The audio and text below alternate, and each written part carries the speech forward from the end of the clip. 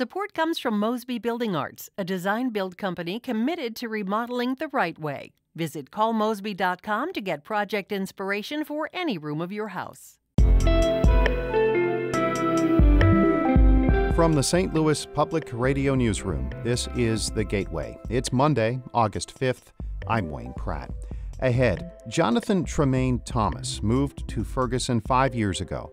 The pastor and activist wanted to play a role in the healing following the death of Michael Brown. Now, Thomas hopes reopening a popular coffee house will help with that process. We need safe, neutral spaces in the cultural climate today. We need spaces where people are celebrated, where their voices are elevated. Thomas speaks with St. Louis Public Radio's Holly Edgell about connecting the Ferguson community around coffee. First, the news. An attorney for Steve Stenger wants a federal court to sentence the former St. Louis County executive to roughly 3 years in prison. Stenger pleaded guilty this year to handing out county contracts in exchange for campaign contributions, while his attorney, Adam Fine, contended that Stenger should face punishment for his crimes. He points out that Stenger was a first-time offender and accomplished good things in the St. Louis County Executive Office and as a private attorney. Federal prosecutors want Stenger to spend close to 4 years in prison, citing the damage done to the public trust and his behavior while serving as county executive. Stenger will be sentenced on Friday. Members of the St. Louis County Council are mulling over how to handle medical marijuana facilities in unincorporated parts of the county.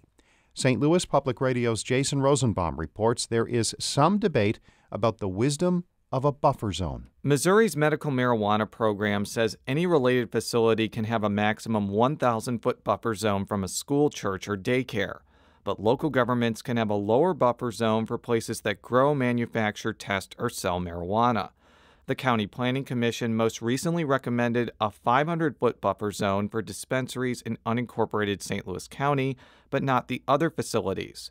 Councilman Tim Fitch says his GOP colleagues that control the council don't like that idea. There's no big hurry to rush into this. We want to make sure we get it right. Fitch adds that some states like Illinois have allowed places that handle medical marijuana to move into the recreational space once the drug is legalized. I'm Jason Rosenbaum, St. Louis Public Radio. Washington University is opening a center for the study of race, ethnicity, and equity. It will concentrate on research, learning, and community engagement. Executive Director Adrienne Davis says the university wants the St. Louis-based center to be a research force. We've become in some ways a research destination for trying to look at, understand, examine the intractability of problems of racism, you could say, in the United States. Missouri has been at the heart of this since before the Missouri Compromise. Davis says the center will focus on 5 themes, including race and politics. The center will launch in late October.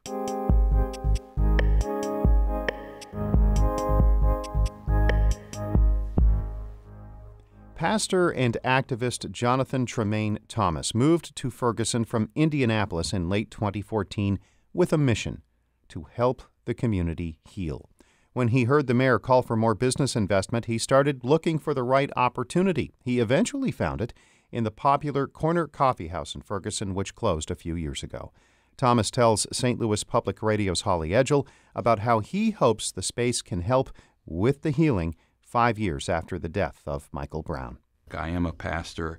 I understand the value of tending to the spiritual needs of a community in the aftermath of unrest or anything traumatic, but also just the reality that the best way to see a community restored is to go to the root of what it needs most. Can you describe to people who don't know, where is the Corner Coffee House located in Ferguson? The Corner Coffee House is in the heart of the historic business district of Ferguson. It's on North Florissant Avenue. That street and that particular location, the coffee house 20 years ago, was instrumental in spawning a new round of investment and interest in that portion of Ferguson. And so it already carries a distinction as one of the anchor spots in Ferguson. You talked about the role it played in the business development. What role did the coffee house play in like the social life of Ferguson?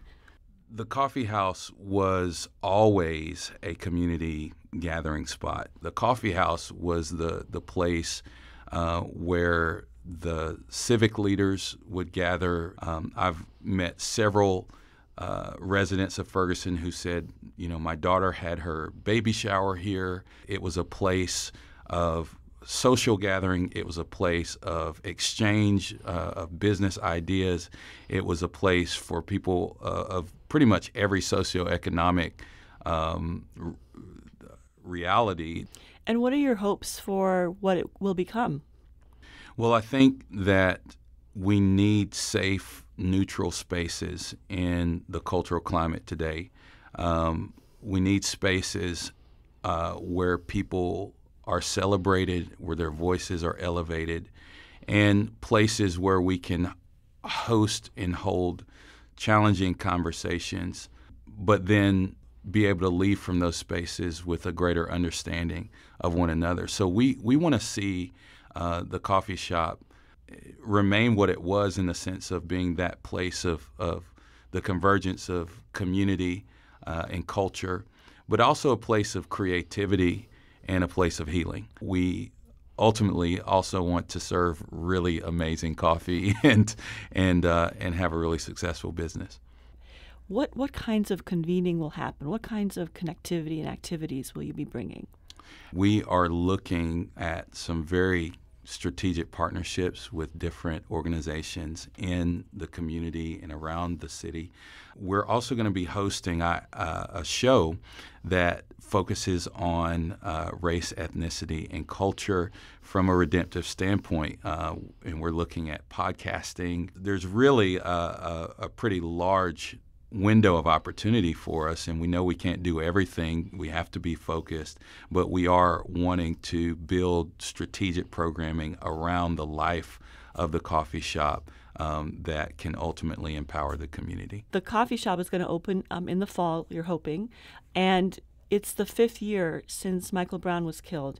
Is the timing of this significant? 5 years later, I think there's still a lot of pain.